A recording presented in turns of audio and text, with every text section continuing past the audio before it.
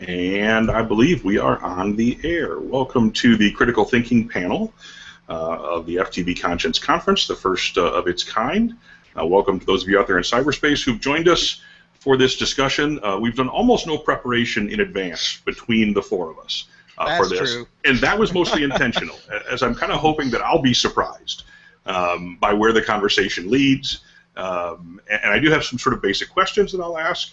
And we'll start with a few of those, but I'm really curious to see how the three of you kind of take it off into directions that may surprise me and surprise our viewers as well.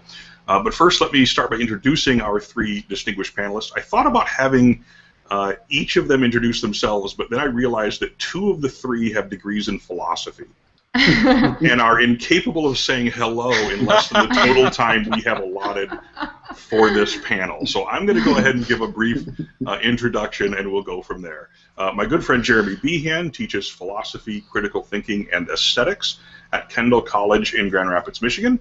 He is also a doubtcaster, which is to say he is one of the voices you hear in the Reasonable Doubts podcasts on the rare occasions that they get around to posting them.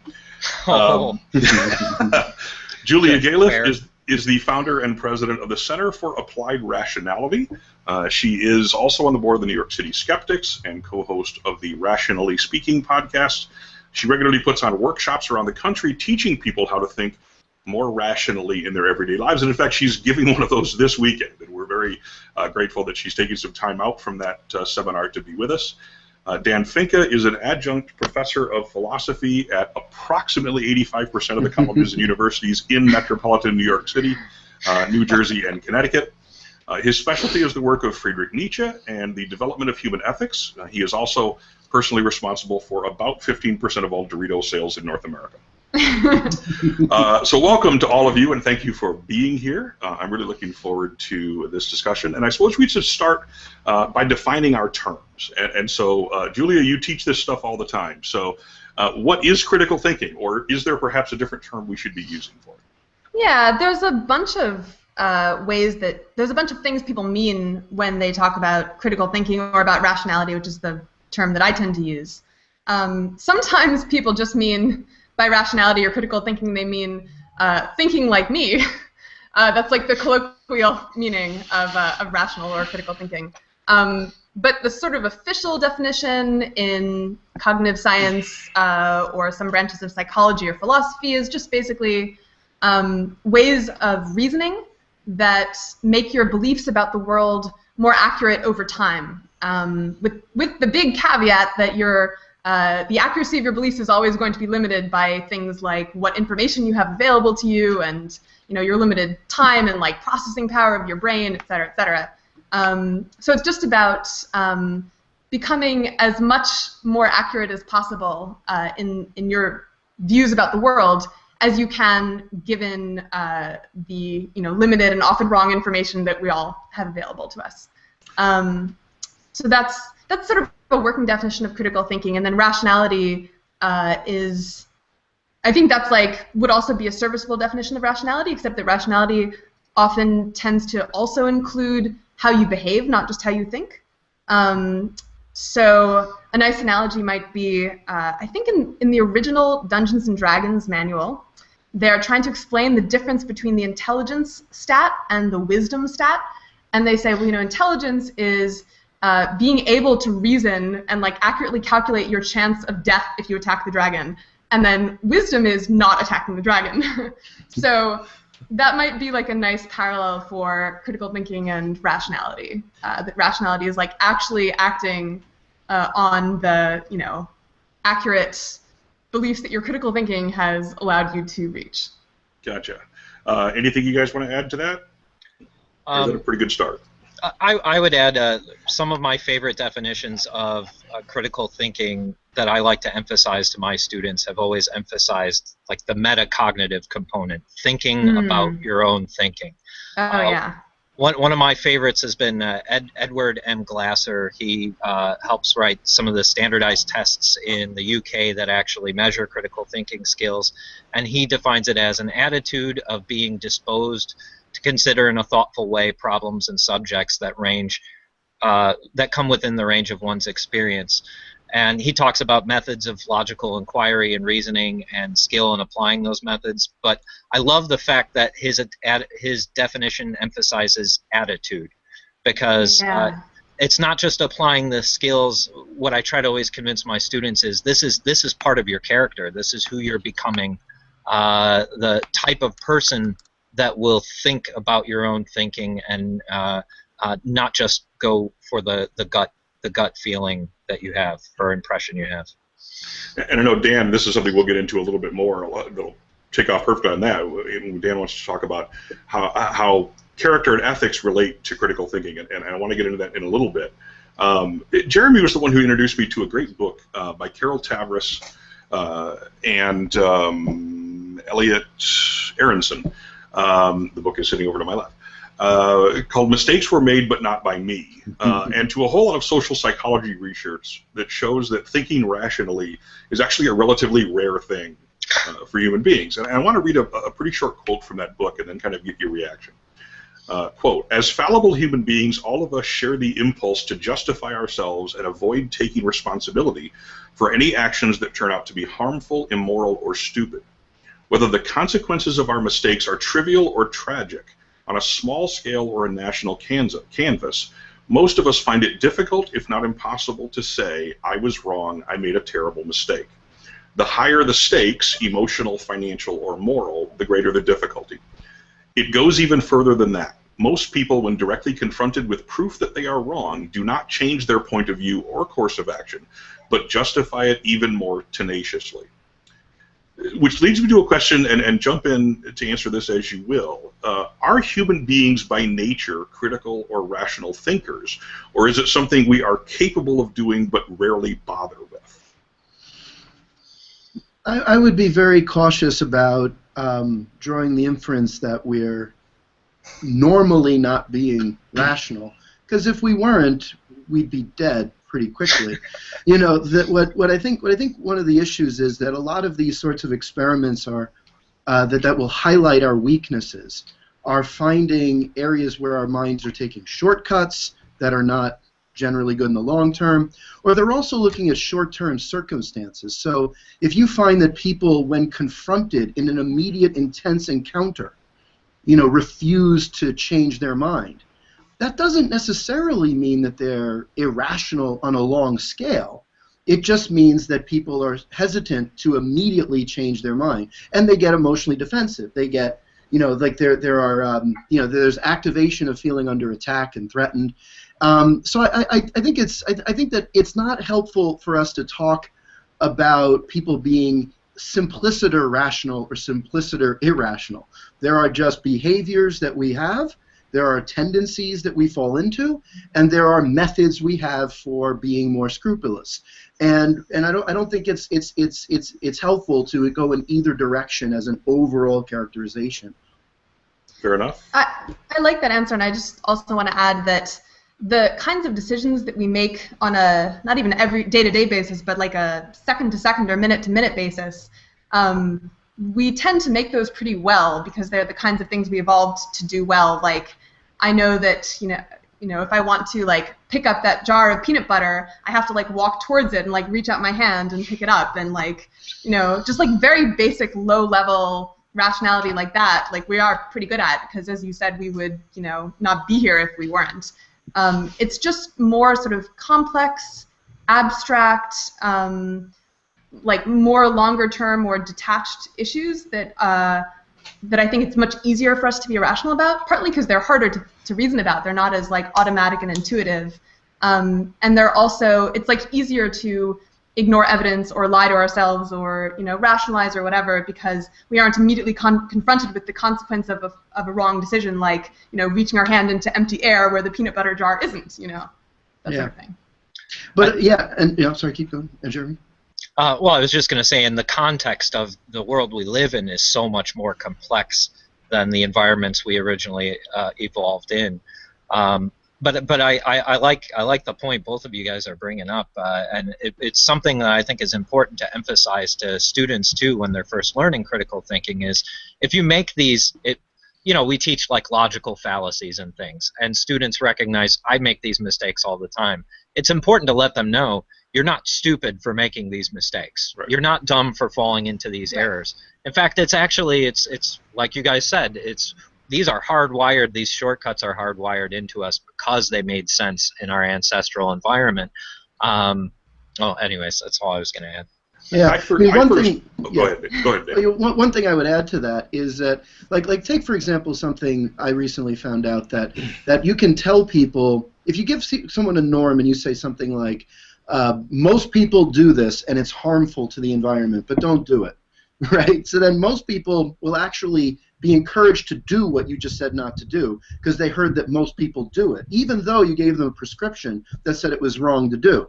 Now that sounds irrational to us, and it is irrational. Like if there's an evidence-based reason to say this is harmful, that people still will follow the herd.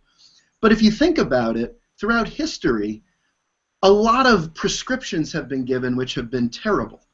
And trusting what other people actually do is probably going to be safer because those people are still here, right?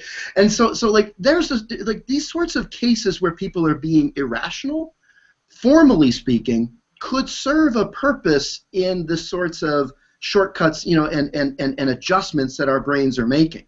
Like when you're dealing with a world in which there is scientific information and there is learning and there are experts, then it does become irrational to push away the new.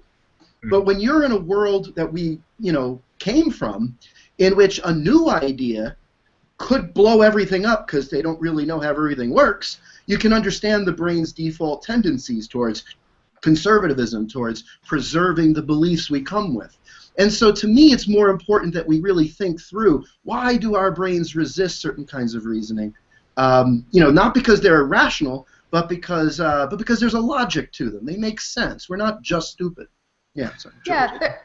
Go ahead. There's this great, approach to rationality taken by a cognitive psychologist named Keith Stanovich, who is one of the pioneers of research on measuring rationality. He sort of defined the difference between System 1 and System 2, like intuitive and analytical thinking. He's awesome, and he's on our board of advisors at CFAR. And anyway, so he talks about rationality is not about ignoring your sort of automatic or intuitive judgments about what feels right or about what you should do. It's just about that metacognition that we were talking about earlier, of being able to look at the issue and how you're thinking about it and ask yourself, is this the kind of thing where I should trust my automatic intuitive judgment? So if so the skeptic movement talks a lot about the people's belief in this link between vaccines and autism, and oh my God, there's so much good evidence, just obliterating any vaporous claims about a link, and how can people still believe it? And it's true that large, long-term epidemiological studies are very strong evidence against a vaccine-autism link, but to our automatic, intuitive cognitive centers, seeing a single vivid anecdote, or seeing a single child who got vaccinated and then shortly after developed autism, which isn't very surprising statistically. You would expect that to happen a lot of the time, even without a link. But seeing that feels like strong evidence to our System 1. And so even if, I don't know if Jenny McCarthy actually intellectually believes that epidemiological studies are good evidence, but even if she did, it might still be really hard for her to override that intuitive sense that this is strong evidence for a link, and recognize that that's just a false positive caused by the way our intuition works. That makes a good transition. Go ahead. You wanted to add something to that, Jeremy? No, I just agreeing as far as then I guess what we're saying here is that there are times when our intuitions are the best things to rely on, and then there are times to subject them to more scrutiny, and that's what's so great about these critical thinking tools that we have available to us, is that we can learn them, and when the time is right to apply them, throw extra light onto things. But I think we would agree that when we're dealing with sort of these complex scientific issues, political issues, probably our intuition is not the way to go. In that case, we do have to apply some actual, some serious rational analysis to them. But one quick note on intuition. Well, you're familiar, Ed, with David Myers, who lives in Michigan, in our area. He's written Intuition, its Powers and Pitfalls, which is all about recognizing when our intuitive systems actually are reliable. You know, if you're in a crowd and you get a bad vibe about somebody, you feel threatened, you might want to trust that. And historically, the rationalists have sometimes been very down on trusting intuition, or they've felt that anything less of pure reason is a mistake. And I guess I'm really happy to hear everybody on this panel affirming that, no, that's not really the best way to look at it. It's just sometimes we can go beyond that. Sometimes we can reach a deeper level. Sure. And there are cases like, Stalin very famously or infamously said that one death is a tragedy, but a million is a statistic. And you have this issue where showing people blood and guts will get a point across. And even though that's irrational, even though they should respond to a statistic that there's been a million people, etc., we have to work with the brain as it is sometimes and show them, here are the bloody photos. To get harness people... the rhetorical power of some of these systems too. Yeah. Absolutely. So I think we would agree that our that kind of emotional reaction, while it can get a reaction and we can use that to motivate people to do what we want, it can also undermine our ability to analyze a situation rationally and reach a good conclusion. One of the things that Carol Tavris talks about in her book, the entire subject of the book, is this idea of cognitive dissonance. Jeremy, give me a good definition of cognitive dissonance and how it relates to this. You're asking me to give a definition of cognitive dissonance? Well, I mean, cognitive dissonance is just when you're presented with some sort of information that may not fit with your established worldview or thinking in an area. It creates a certain amount of stress or anxiety in the brain as you're trying to resolve those conflicts. And there's a couple ways out. You can circle the wagons and double down on your beliefs to remove that dissonance, or you can adjust and change your mind about it, which is probably the less frequent result. But as the quote that I read, I mean, her position is essentially, and I think studies typically back this up, that in fact adjusting your worldview to fit the facts is a fairly rare thing to do. We tend to get defensive, we tend to double down, and as you guys were indicating earlier, I think this particularly is the case when we're sort of locked in intellectual combat. Yeah. If we're in the middle of an argument, it's very difficult under that circumstance for even those of us who consider ourselves rationalists, and I think it may be harder for us to do it under those circumstances than it is for others, because we think we're so rational, we're not doing that because we're so committed to rationality. Has that been your experience as well?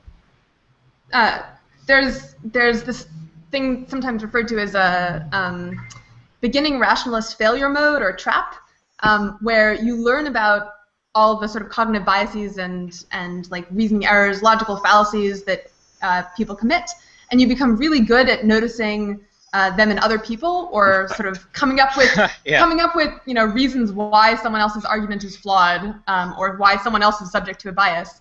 And if you lack that disposition that we were talking about at the beginning of the panel to actually turn that lens on yourself, then you can end up worse off than you were before you learned about rationality, because it just gives you so many more excuses to ignore new evidence or new argument if it contradicts what you already believe.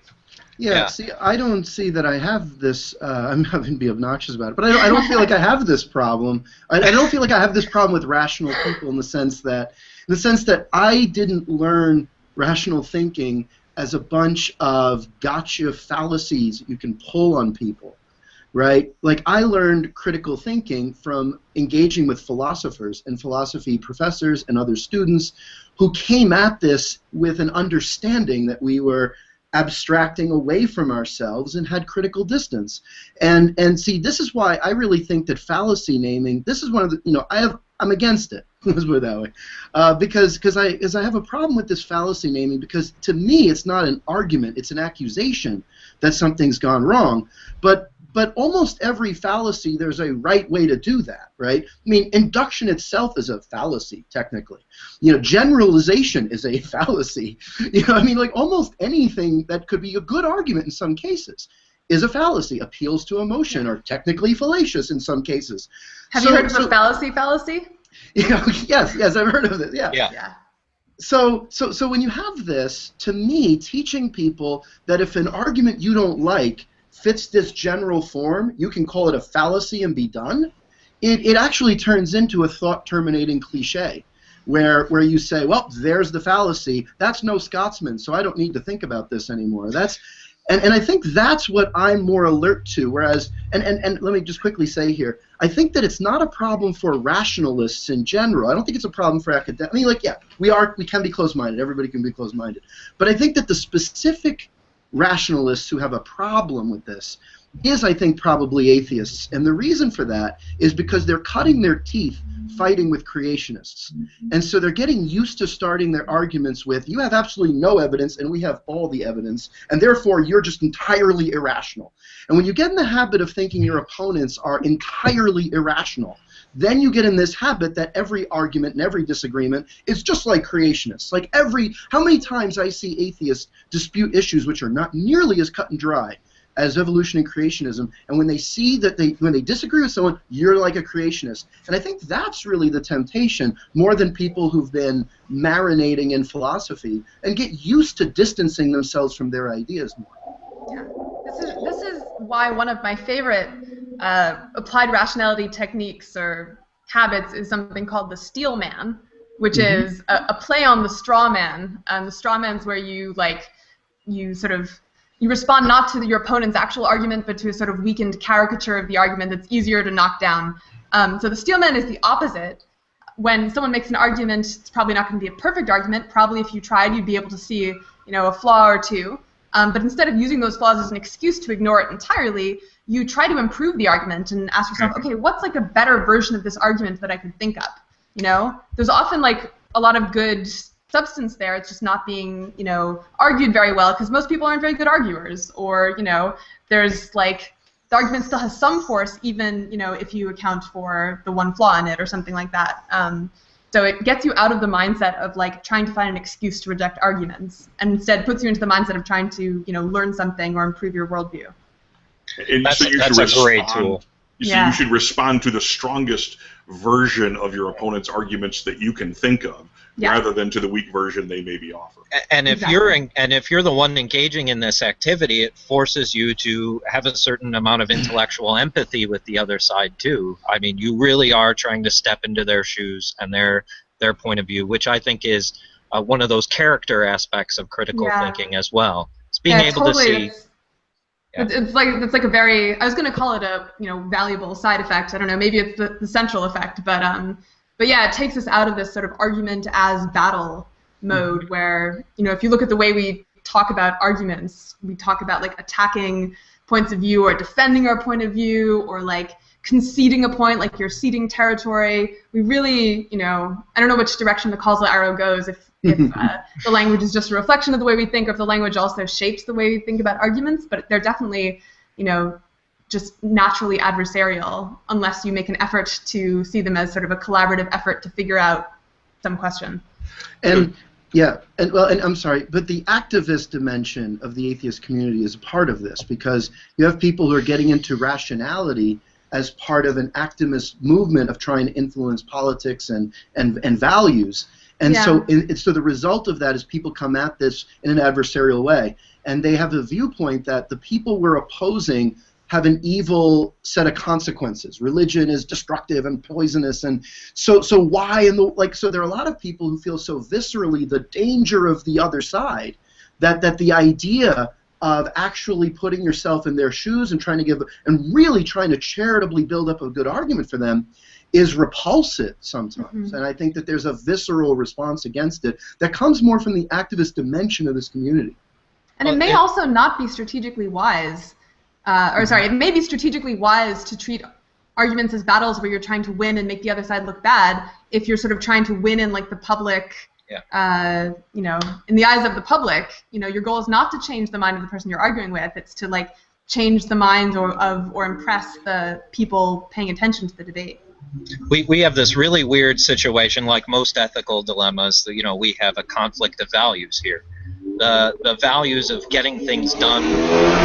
Sorry, outside have some noise. The values of getting things done in a political arena are conflicting with the habits of mind that we want to see of critical thinkers. Critical thinkers should think slowly. They should carefully consider and try to empathize with the other side. These are long, drawn-out processes, but in a fast-paced political culture, when you switch into the activism side, there's a whole other set of values and techniques that need to be employed, and it is unfortunate that there seems to be a bit of a conflict. I wonder how it is that we can, is there any way that we can balance this and really teach the values of a good critical thinker and instill that and at the same time have forward progress in the political arena? And pardon me, I was looking for questions there for a moment. So let's talk about this idea of the ways that we undermine our own, because I'm not so interested in what we do in sort of attacking the arguments of the other side. I'm more interested in how do we inculcate these good habits in ourselves in building our own arguments. And there's not a clear break between those two, but Julia, a couple weeks ago I posted a video on my blog of yours from YouTube, and I thought it was a series of suggestions for how to evaluate the arguments of others. And one of I thought the great suggestion was this idea that you should pretend that the argument is being made by someone you really respect. And there's a fallacy that I invented, and I know this isn't correct Latin, but I've been using this term in my blog for years, and that is the argumentum ad labellum. Argumentum ad label? Labellum, yes, which I know is not an actual word. I think you just said something dirty.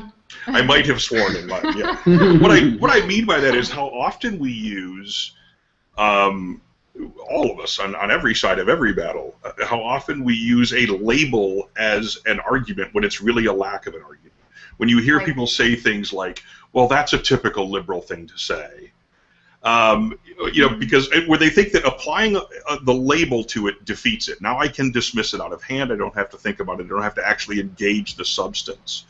Right. And by doing that to people, and I think this technique that you had talked about in your video, instead of, okay, we've already labeled this person someone I don't have to take seriously, and they're making this argument, so I'm just going to laugh them off and make fun of them. And you were saying, no, pretend that that's being made by, you know, Carl Sagan or somebody that you would really respect. Yeah. Talk about some of the other techniques and that one perhaps as well. Yeah, so I want to refine that one a little bit. Since I don't know, when did I make the video? A year ago, maybe a year and a half ago. So it's like one example of this sort of large class of thought experiments that I find really helpful. And so one change that I've made to that thought experiment since making the video is that I try to separate the argument from the source, whether that's, you know, a group that I have negative associations with, like, you know, dirty hippies, or, you know, a particular person who's like taking kind of an arrogant tone and that's making me want him to be wrong, or like whatever my bias against the source might be. I try to separate the meat of the actual argument from that person or that group. But I try not to do that by imagining it coming from someone I like and respect, because I worry that might be overcompensating, you know, in the other direction. That maybe even if the argument's a little sloppy, I might be inclined to like just, you know, give it a pass because it comes from someone I like, or maybe from someone who I actually have like good reason epistemically to believe, because they have proven themselves right so many times in the past, as most people I respect have. So that might not give me a really clean reading on the argument. So what I try to do instead now is imagine I'm like reading this argument online, and the source of the argument is at the bottom of the page. I haven't scrolled down that far, so I've just sort of read this argument, this pure text, without knowing who the source is. How would I react to it then?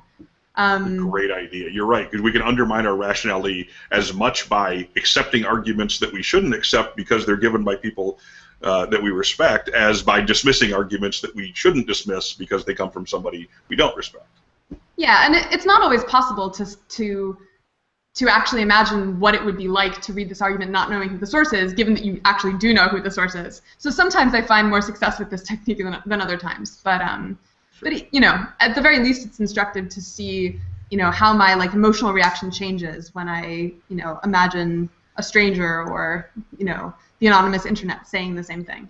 I've been in this situation many times where I've heard an argument from one person and dismissed it because, oh, they're an idiot. And then later on, you know, heard the same thing said by someone that I did respect and went, maybe I shouldn't have dismissed that quite as quickly. I should actually engage the substance now. Well, there is a reason that I think we trust some people rather than others, and that's because we assume that if someone has a stock of wisdom and they've thought through things on a deeper level, we can assume that coming from one person, other things will have been taken into account. Yeah, no, that's what I mean by epistemically justified. Yeah. Yeah. And you could also be epistemically justified in not thinking very hard about an argument and just sort of dismissing it pretty quickly if it comes from a source that has again and again proven themselves to be, you know, poor at thinking or wrong empirically. If Ray Comfort makes an argument, none of us, no matter what our commitment is to, you know, to evaluating every single argument absolutely objectively, we're probably going to say, I'm not going to take that terribly seriously. Okay, finally, maybe this time he's found a fruit that proves God's existence. On the 75th fruit, he finally got it. Right. I haven't considered the cucumber argument. The argument from pomegranates, yes. You know, the first year of my blog, I was just constantly I was totally anti-religion in a complete way, right? And what happened was, what I did to really open up my mind to understand the other side was I looked at it as a psychological problem. Like, the curiosity should motivate us to understand the other side. Because even if we think people are wrong, what interests me is what makes them come up with a wrong answer. What kinds of associations are they making that might be true? Because, again, people are navigating the world based on the sense of the world. Like their brains are processing associations. And the belief statements they say may be loopy and not make any sense, but sometimes they're revealing a deeper logic that their brain has worked out. And to me, being a curious person, being someone who's really interested in truth, means being interested in how these logical structures of even bad ideas work. And so, for example, I taught myself how to think in a reasonably compelling way about liberal approaches to religion by asking myself, what does it mean when George W. Bush says Islam is not a religion, Islam's a religion of peace, right? The true Islam. I'm like, what does it mean for a non-critical thinker who is an evangelical Christian who doesn't believe Islam is at all true to say there's a true versus a false Islam? What did that mean? And by thinking about that as a psychological problem, not just saying, oh, here's the record on Islam, or no Scotsman fallacy. Instead of being like that, I just looked at it curiously and say, what sort of a thought structure implicitly is at work to make sense of something like that? And I wound up convincing myself of all sorts of things that I wouldn't have had if I was just incurious. And there are a lot of atheists who say, I don't want to know the details of religion. I don't want to know why it would make sense or the intricacies of what they think. I don't need to know unicornology. You know, but yeah. Oh, I'm sorry. I was just going to butt in and say, at the same people who will make those claims might really enjoy reading, Greek mythology and getting into the worldview of these ancient systems that are not their cultural competitors.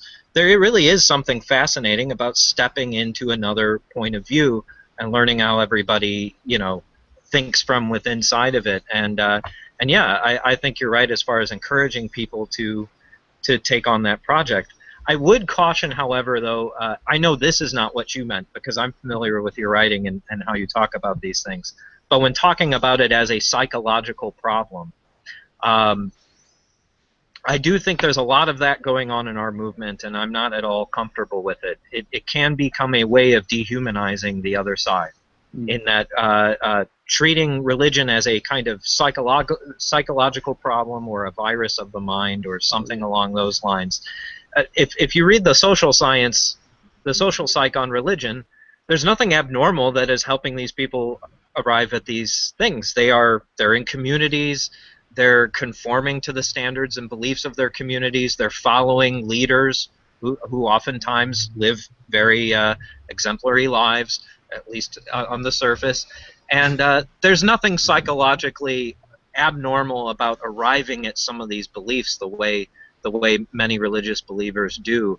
Well, anyways, I'm just offering that forward as a point. Yeah. I don't want to get too much into the sort of religion versus atheism. You're right. I want to stick more to this, but can I add one? Yes, absolutely. Go ahead. One addition. So I love doing the thing that Dan was describing, and the version that I usually do is I try to sort of trace back what premises, from what premises, are there premises from which this person's viewpoint does reasonably follow? And maybe I don't share their premises, but at least I sort of understand, okay, if I believe this, then it would be reasonable to have this view. And I just did this the other day.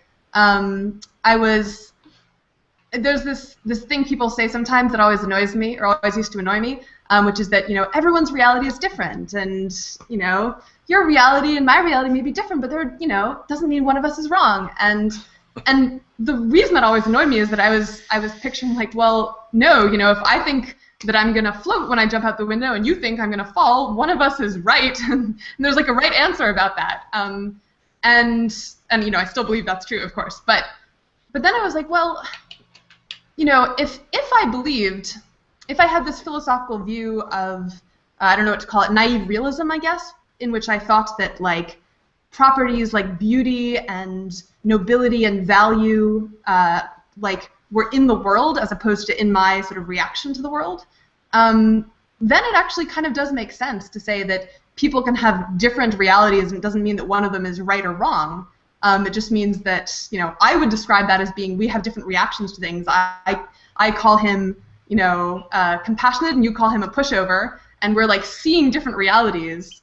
There's no empirical contradiction there. But if you think of, nobility or compassion or, pushoverness as properties in the world, then it sort of makes sense to describe that state of the world as people having different realities.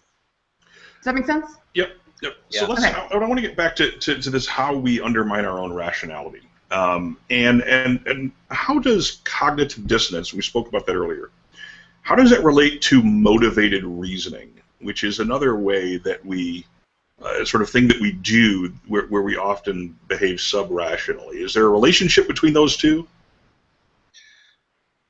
Well, I'll at least say one thing. The conversation that we had earlier about how you were asking, are we sometimes, as rationalists or critical thinkers or whatever you want to say, are we more the victims of this sometimes? At the very least, the more articulate we are and the more cognitive tools we have in our toolbox, the better rationalizers we are. And we can find better excuses to cover up our behaviors or our ideas, our mistakes. And that is motivated reasoning. Yes, and we can become quite sophisticated at fooling ourselves, whereas somebody else might just have a transparently stupid idea that everyone can tell is wrong. We weave quite the thicket to escape from. And that's one of the reasons why I think we tend to automatically dismiss. Okay, they're stupid. People that disagree with or believe something that we think is clearly false, they're just stupid. But in fact, they may be very intelligent, but that intelligence is used in the service of creating more sophisticated sounding reasons to believe something that isn't true. Isn't that sort of the essence of motivated reasoning? Yeah, absolutely. And it can get very, very sophisticated and hard to tear down. Let's talk about confirmation bias. This is another way that even those of us who consider ourselves to be very, very rational people still find ourselves filtering data and ignoring data that doesn't fit our preconceived notions.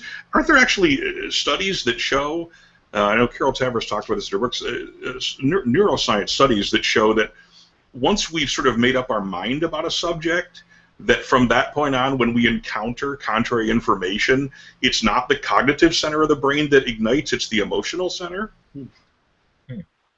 I didn't know that, but don't feel surprised upon hearing it. I'm actually amazed, but that is something that Carol Tavris mentions that in her book, that there are neuroscience studies that find that. That conforms to my biases, so I think that's yeah, good one. I feel mad that I missed that one. You're so meta, yeah. But talk about confirmation bias, how we filter information. I just had a thought and it went out of my head. You filtered it right out. Oh, yeah, I was just going to say that it's...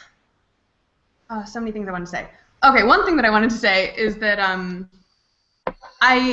one thing that I feel like a change I've observed in myself since sort of like actively trying to improve my aspects of my rationality is that I've gotten better at noticing all of the times when I'm engaging in confirmation bias or motivated reasoning.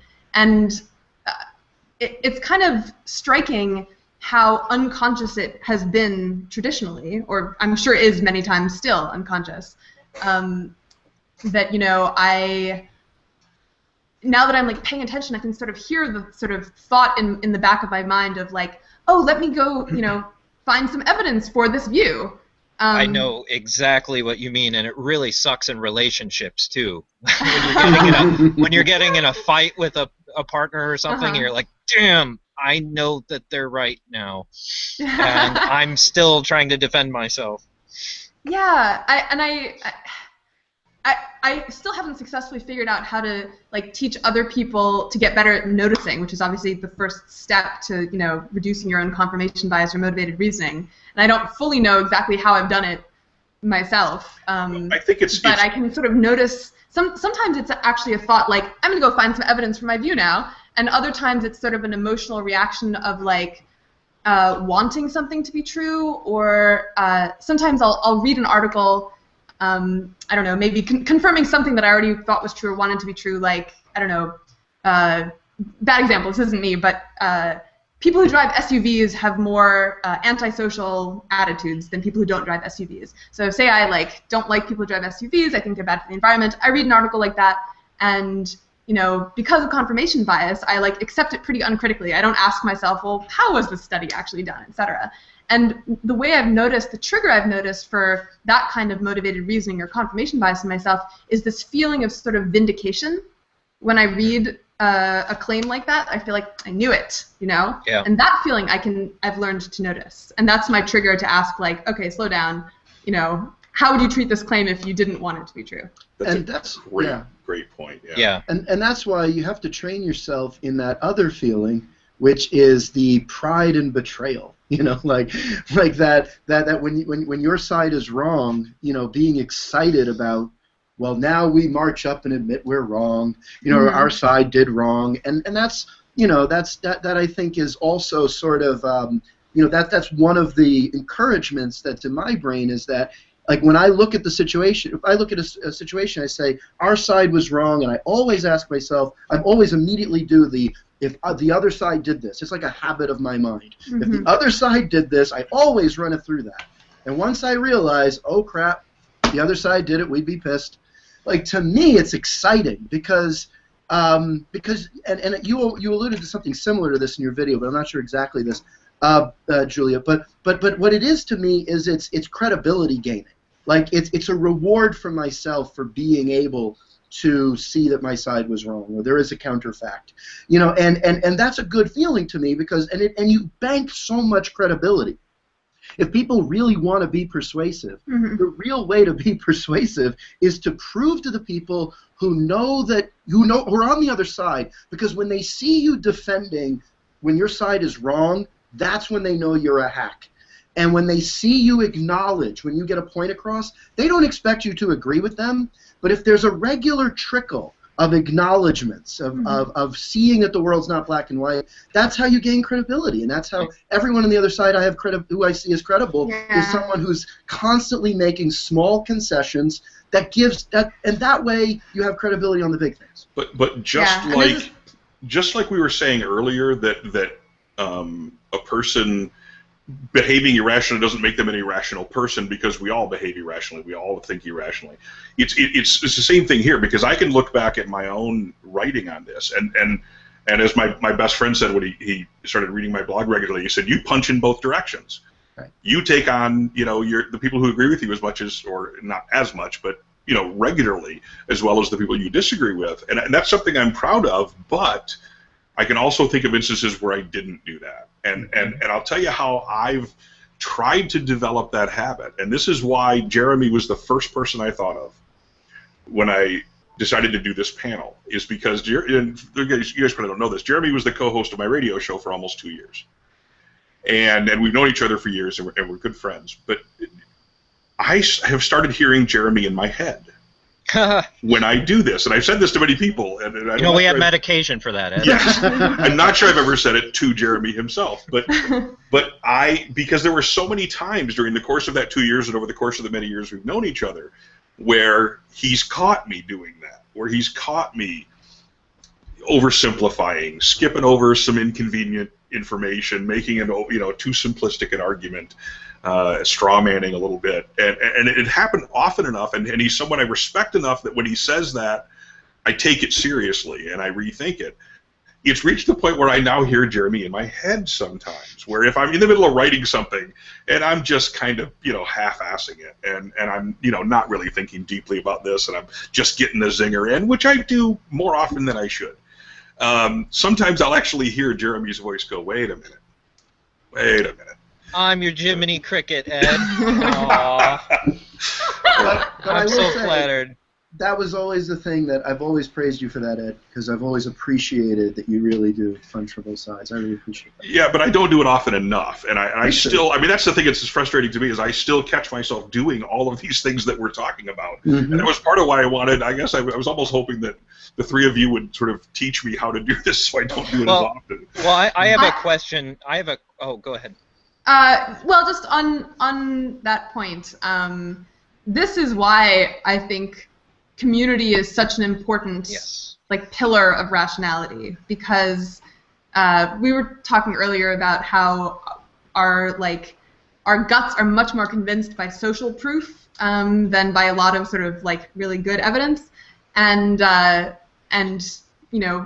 good arguments for why you should change your mind in response to good evidence, as meta as that sounds, are maybe not going to be as convincing as just being around other people who visibly, publicly, freely change their minds or acknowledge when they were wrong or something like that. So this is one of the reasons we have applied rationality workshops in person, in meet space, and not just sort of trying to have a sort of automated online thing, because to actually build these habits and to build this disposition to actually want to be more rational, even when it's hard or embarrassing for you or something.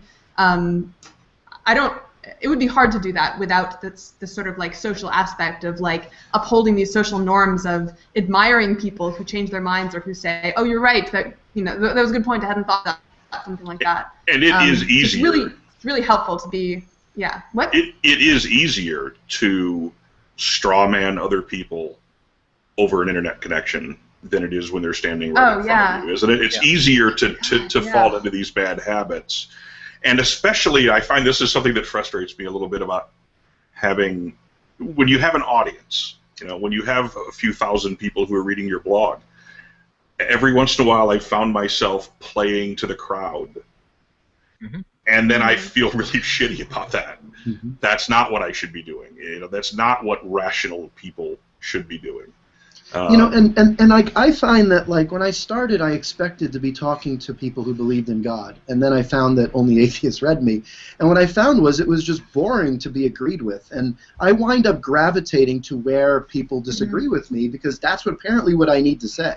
You know, and when people say like, why are you still saying this? Because don't you see everyone disagrees with you? I'm like, precisely why I'm harping on this, right? Because this is the point of contention, you know. But what I want to add to that is that when I read my side, I'm always arguing against it. And when I read, that's my habit. Like if I'm reading people on my side, I am testing arguments against them rather than just rooting for them. You know, and if at the end of it I go, yes, they did it, they got across the line with good arguments, then I'll go and I'll post it. And when I read the other side, I will look for any nugget that I have to deal with. Like that's the conditioning. If you are reading someone and you always agree with them, then you're not thinking. So let's talk about tribalism. This is something, about 10 years ago, I was introduced to this concept. I'd never heard this phrase before, although I was familiar with the concept. Cognitive shortcuts. That none of us can think deeply and reach a well thought out conclusion about every single possible issue. And so we tend to take cognitive shortcuts on most things. We have to. There's no alternative to that. But the most common form is group identity or tribalism.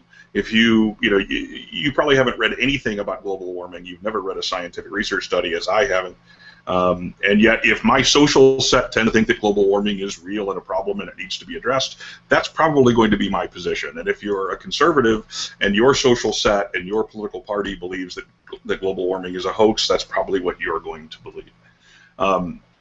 We tend to then follow, tribalism tends to have a very large effect on the way that we argue and the way that we evaluate arguments. And to some extent, this goes back to that idea of the single person that you respect.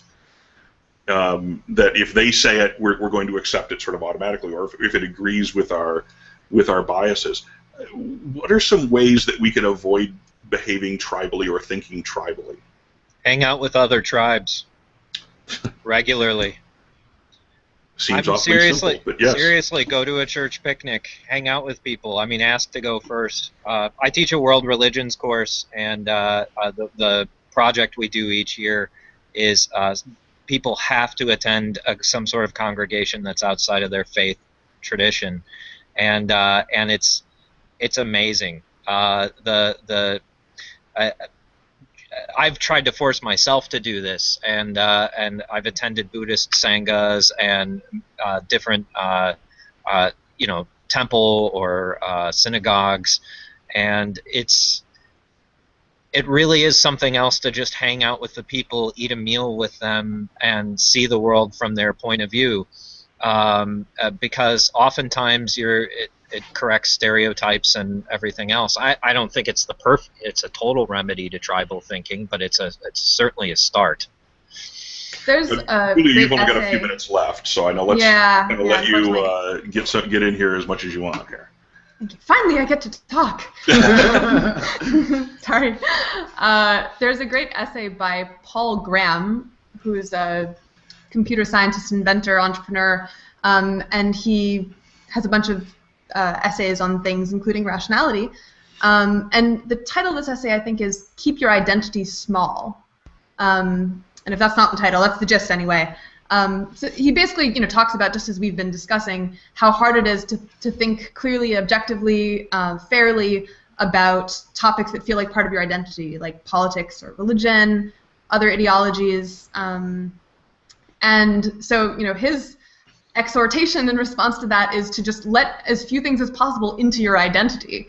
So, I will try, not all the time, but when I remember to, I will try to not actually use identity language to talk about myself. Like, I won't say, even if my political views, more closely match those of Democrats than Republicans, I still wouldn't say, I am a Democrat, because it's just not helpful to ally myself, publicly or even just in my own mind with a tribe like that. There's a psychological effect that I read about in Influence by Robert Cialdini called the commitment and consistency effects, where if you, sign a petition for some cause, that makes you support it more. Then you're more likely to donate money if someone asks you, or if you even write an essay.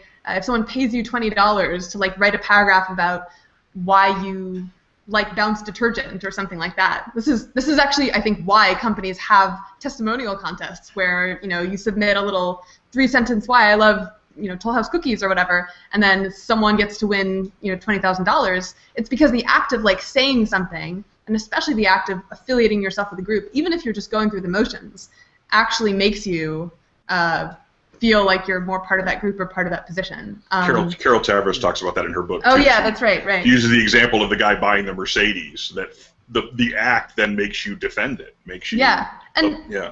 You can use this to your advantage. Like if you want to, you know, get yourself to exercise more or something, you can, you know, talk about yourself, especially publicly, but even to yourself, as if you're the kind of person who exercises, and that's, you know, helpful to make it stick.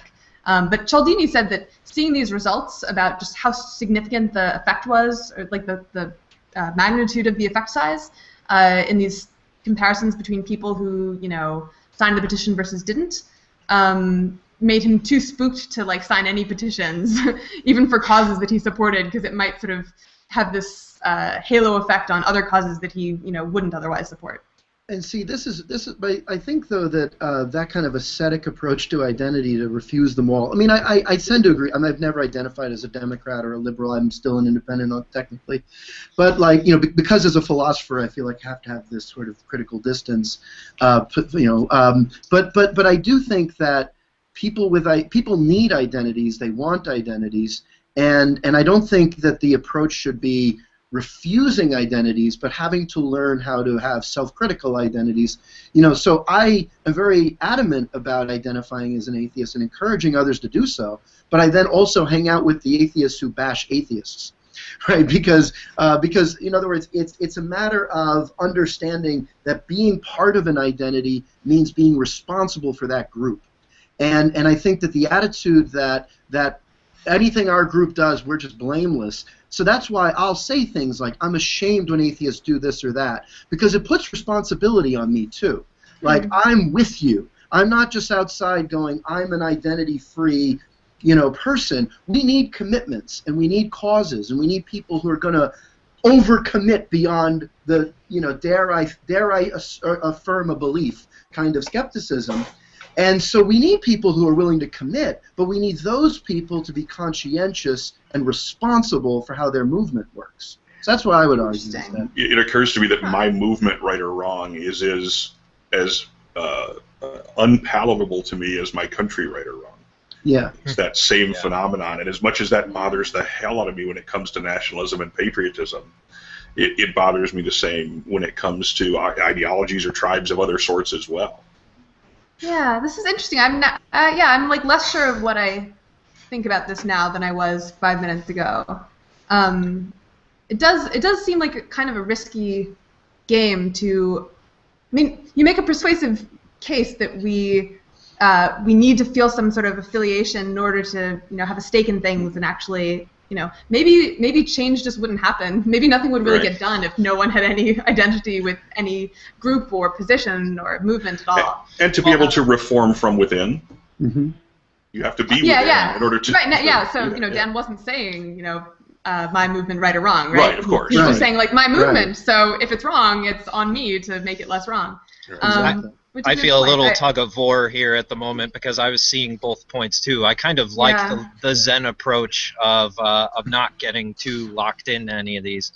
But you know, as far as having an identity, one thing that's really important is the community aspect is so important to our health and our mental well-being and everything else that it does make sense to be a part of a community. But I have one suggestion. Yeah, she's already. I was going to say, Julia clearly is part of this community, even if she sort of tries to mentally consider herself a bit of a distance. Part of identity is and community, they go hand in hand, which is, you know, there are some people, I know not Julia, but there are some people who are kind of internet loners who say, I'm not a joiner, I'm not going to be a part of a group, I don't want to join an atheist church, and that's right. That may be right for them, but there is some real tangible benefits to being a part of communities and people and everything else that we need to recognize. I used to be that loner. I absolutely used to be that way. I know. And what changed it was actually CFI Michigan.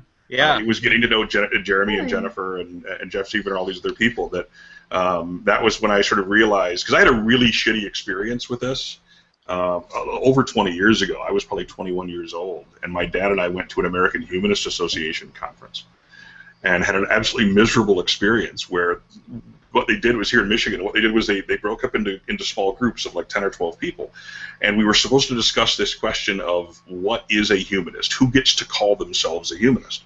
And it immediately broke down into these two groups, with one group saying, here's a list of 1,468 things you have to believe to be a humanist, and if you only believe in 1,463 of them, you're out.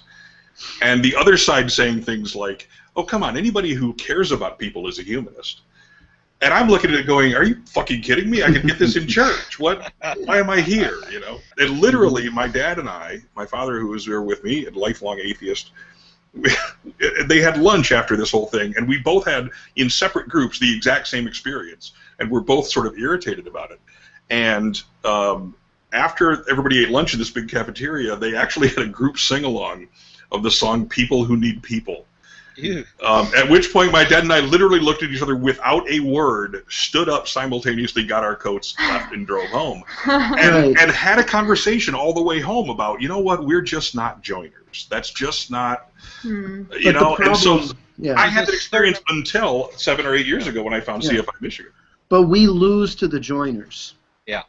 Because we don't have institutional memory. We're not passing on the lessons. Everyone who becomes an atheist thinks they figured this out for the first time, anybody. And they go out there starting over. Right. And there's a strong, that's why we need to kind of have that realization that we can't all be the lone wolves. And I want to even point out one thing that's on the other side is that committing to a position also helps illuminate aspects of reality. And this is one of the difficult things, because we have to distance ourselves, but also it's when you commit to a view and do walk around with those glasses on that you actually see things open up. Now, sometimes that's confirmation bias, but also it's attentiveness, because your antenna is up for certain aspects of reality that are also really there. And so one of the things Nietzsche talks about is not having an objectivity that's this ideal of radical detachment, but rather the idea of shifting perspectives, feeling the world differently. So it's not detaching from all feelings, but empathizing in different ways, heightening your sensitivity to different aspects, and going through a period of being committed to a view and trying to prosecutorially advocate for it can actually illuminate all sorts of things, as long as you then are a critical person who pulls back and does a whole other period going into another direction. And that sort of committed thinking is much more, you know, it's much more full-bodied and full emotional, and there's a lot of value there in being engaged in certain ways. So I know Julia needs to leave because you're actually doing a workshop, and I'm being reminded in the chat room that that we're running over our time anyway. So I think what we'll do is end this and then start the informal one with Jeremy and Dan, if you guys are willing to stick around. Sure. And have more conversation with this. Julia, thank you so much. It's been an honor. Let me pay you one final compliment before you leave. One of the things I really admire about you, and you've demonstrated it perfectly in this, is how much you just like to think. Like, clearly you get a charge out of having somebody say something to you, you go, oh, that's new. I hadn't thought about that. And that's really... What's that? Yeah. This is my, like, grabby, like, oh, candy, shiny, I want it. Yes. Yeah. That's a really admirable quality. It's something we should all... it's nice to spend an hour with guys who give me so much candy, so thank you. Thank you. Okay. It's an honor. It's great. Julia, Dan, Jeremy, I will post a link to a brand new Hangout that's not on the air momentarily, and then we can kind of continue this discussion and let some other people into it as well. So thank you so much. Bye. And if anyone wants to email me questions, any of the watchers, viewers, I'm Julia@rationality.org, so feel free to get in touch. Bye, guys. Wish I could be with you for the second half. All right. Have a great night.